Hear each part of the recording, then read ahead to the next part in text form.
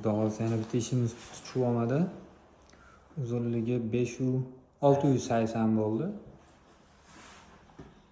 Холодильник, duxovka, mikrovolnovka, kir mashina, gazlari, mo'yka, bu yerda kotyolnilari bor.